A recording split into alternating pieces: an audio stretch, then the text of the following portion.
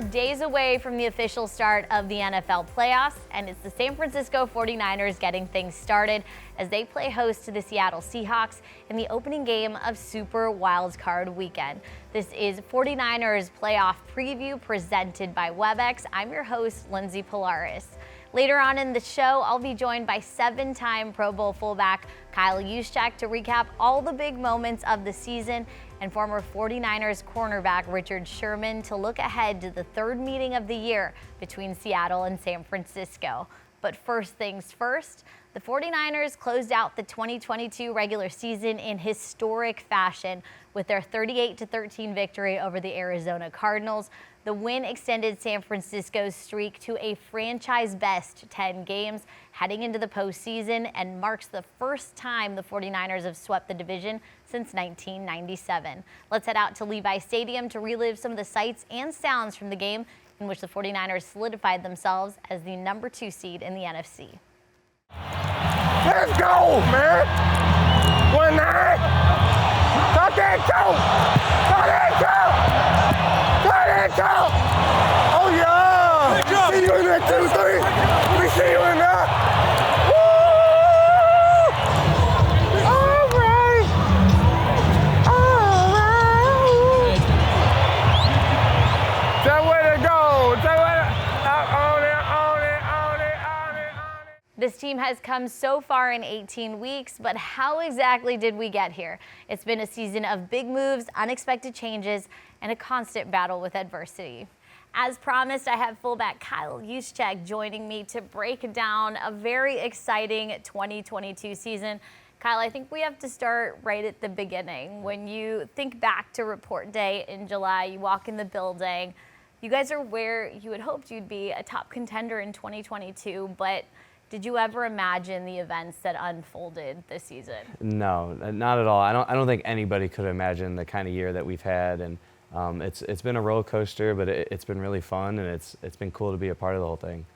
What has it been about this team that you guys are just able to handle and tackle adversity after challenge after challenge? Yeah, I think it's just the resiliency of this team and the leadership that we have in our locker room. We're such a tight-knit group, and we all have such confidence in one another, and we push each other that it doesn't seem to matter what adversity that we face. We know that we can get through it. So the most adversity obviously came at the quarterback position. You had Trey Lance, then Jimmy Garoppolo, and now Brock Purdy as your starting QBs. What has made the transitions between those three in particular really almost seamless? Because this team has not skipped a beat, and if anything, just gotten even hotter towards the end of the regular season. Yeah, it's been something special. It really has, something so unique.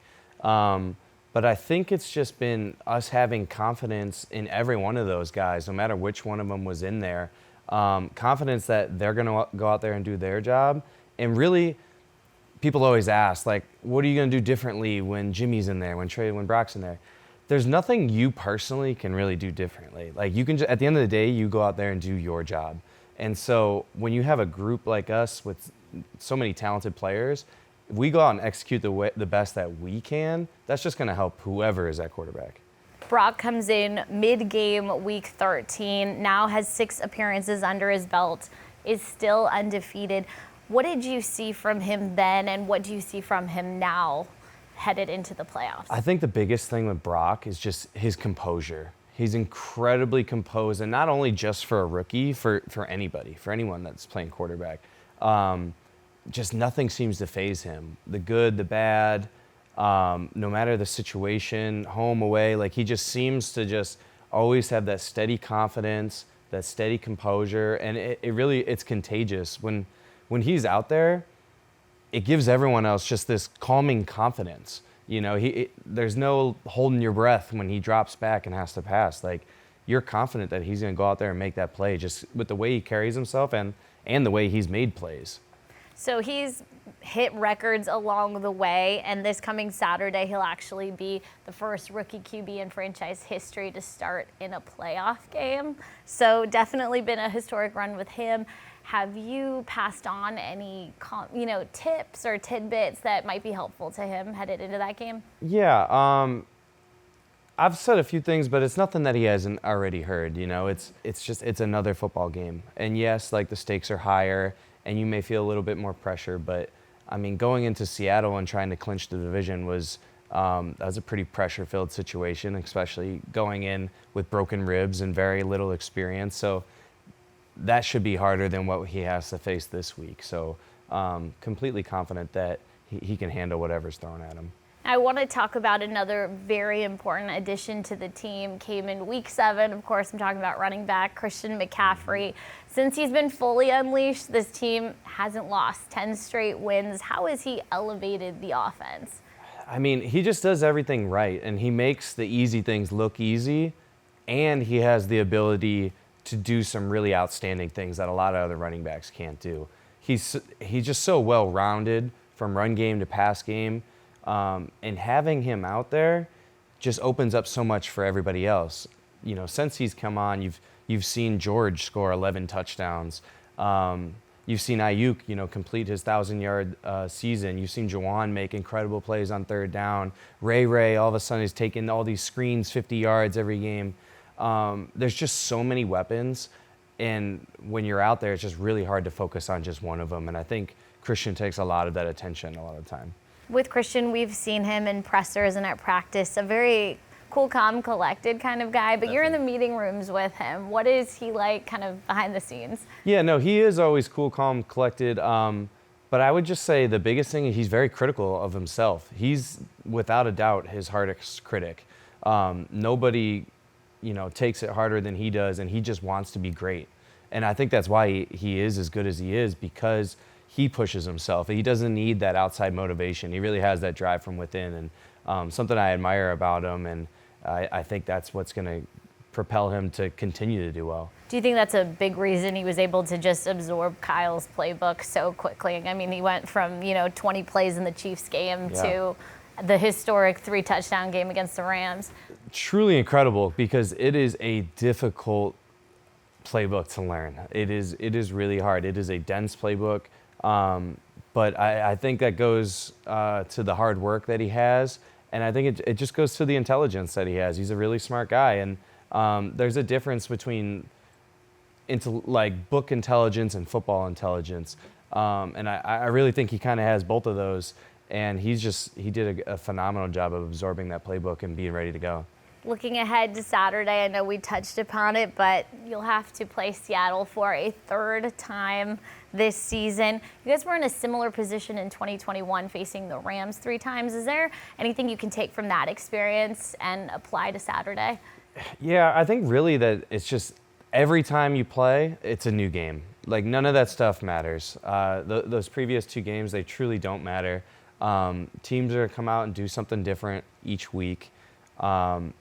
Honestly, a lot of times there's different players out there just from injuries and guys moving around. Even in just, I think it's only been 4 or 5 weeks since we played them, but they already look like a somewhat different team. And, same for us. We didn't have a lot of guys when we went to Seattle before, and Brock is fully healthy this week. So it's a totally different week, and, we just have to be prepared for him. And you kind of touched upon where I was going next. Kyle Shanahan said he's zeroing in specifically on that Seahawks defense that has shown some signs of improvement over the last 3 weeks. What are you keying in on as you guys head towards that wild card round? They've been a different defense. They've been a little more consistent, not giving up big plays, and so that's just something.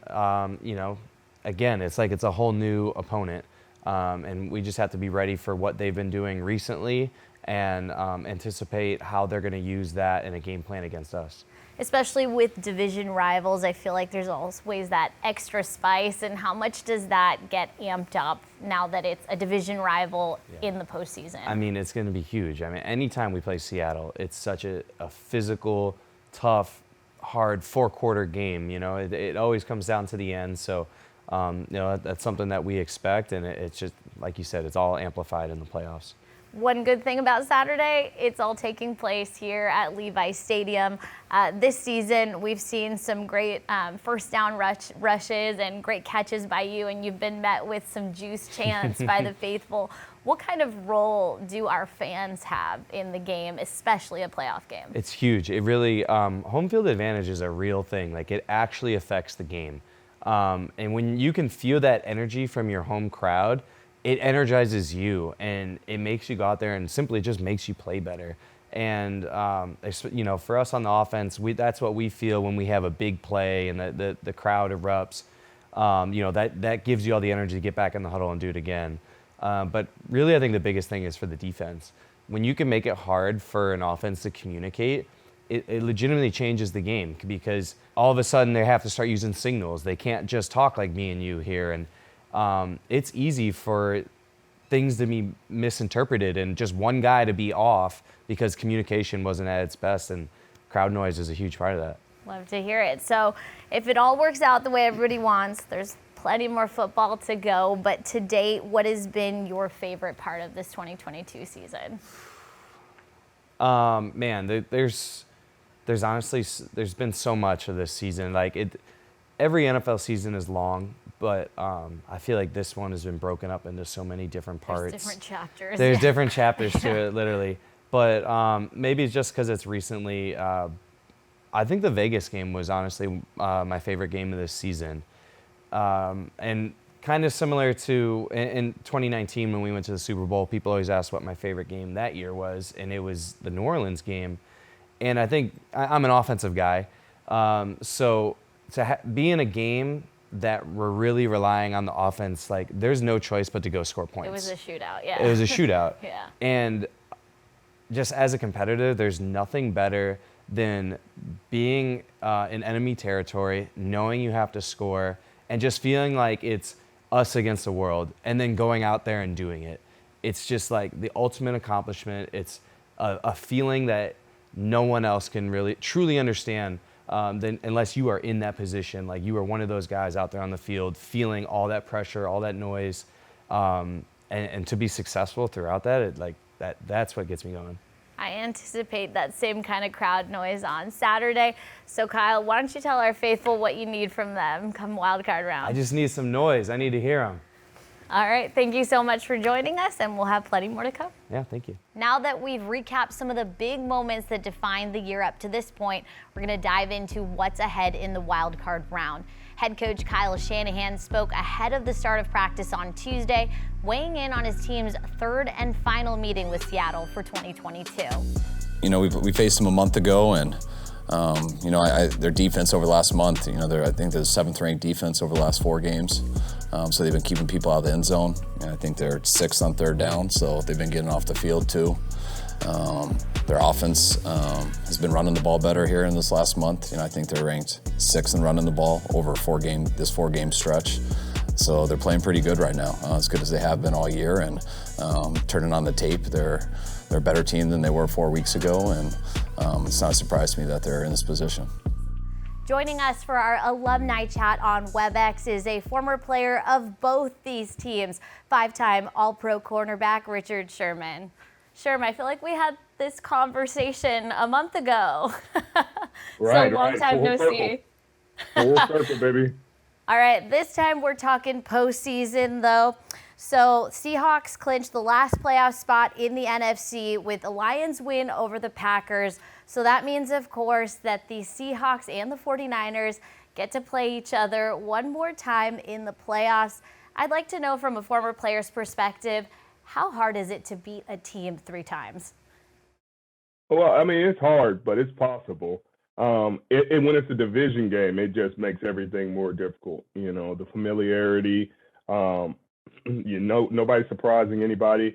The Niners know how good the Seahawks are. The Seahawks know how good the Niners are. They know the matchups they got. And this last game, it was in Seattle. It came down to a few possessions. There was a 10-point swing right before the half that pretty much determined the game. And it was a lot closer. There was a dropped interception by Quandre Diggs that led to some points for the Niners. And it's gonna be closer than people think. I know the spread's like 10 points, but don't be surprised if it's a 1-score game. So the 49ers had a similar challenge in 2021, having to face the LA Rams 3 times in order to advance in the postseason. What can they take from that experience that is applicable now facing the Seahawks? That they're all different games. All 3 are different games. They're going to be different beasts, and you got to execute. And I think this is a more veteran team. You know, the young guys that were young in those games are veteran now. I played with Tyshawn when he was a rook, and we went to the Super Bowl. Him and Bosa were rookies. Then they were a lot younger team then. Now they're a veteran, grizzled team. So I think they will approach all these playoffs with that sense of urgency that you need to have to win these games. So at least this time, the thing the 49ers have going for them is that the postseason runs partially through Levi Stadium. I know that you were here in 2019 for that Super Bowl run. Can you describe what the atmosphere like is in the Bay and specifically Levi Stadium? It's cliche to say, but it's electric, man. They're involved. They're committed. The faithful is everywhere. You'll see them everywhere, and they're excited. You know, this is another opportunity. That quest for 6 continues, and you will feel that frenzy in the stadium as the team plays. You know, they're on the edge of their seats. I mean, we beat San Francisco we beat Green Bay pretty handily in 2019, and you could still tell the fans were like on edge until like it was over, till the clock was 0-0-0-0. So till you're for sure, yeah. they're gonna have a good time. They're gonna be live. They're gonna be loud. I'm sure 40 Water will be out there. It's gonna be good. So you touched upon this earlier, but the 49ers-Seahawks rivalry is a well-documented thing. So now you take that rivalry into the playoffs. How much does the intensity get amped up? It just in playoffs in general, the intensity is on. It's on max. It turned all the way up because it's win or go home. So every mistake is magnified. Every touchdown, every big play, the stress, the anxiety the fans feel, the coaches feel, the preparation, every weakness is magnified.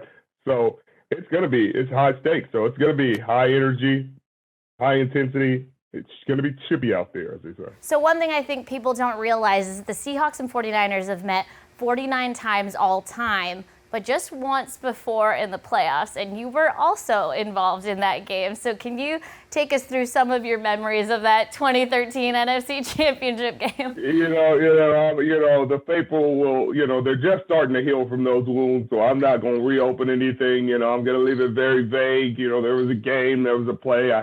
I think I only had one deflection in the game and one tackle. So, you know, we were able to come out. My team won that game and go to the Super Bowl, but I was also able to come here and help us get to a Super Bowl. So, you know, it's good memories everywhere. I wish we would have been able to finish that one, you know. And this year they're going to finish it and make up for that.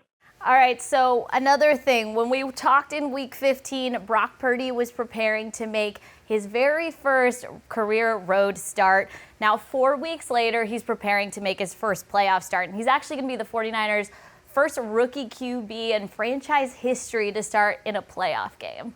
What steady improvements have you seen from him from Week 15 to now? Well, he's just gotten more and more confident throughout. You see it. I mean, he was early on. He played some really tough teams. You know, he played the Dolphins and the Bucks. You know, two defenses that were going to bring pressure and hit him, and they did. And they gave him complex looks, and he stood in the pocket. He stood in the face of pressure and delivered, and he has continued that. So I think he didn't have a ton to improve on other than youth and experience. You know, he's getting more reps. He's getting more experience, but he's not improvising as much. He's standing there. He's delivering the ball. He's taking the team through. His footwork is good.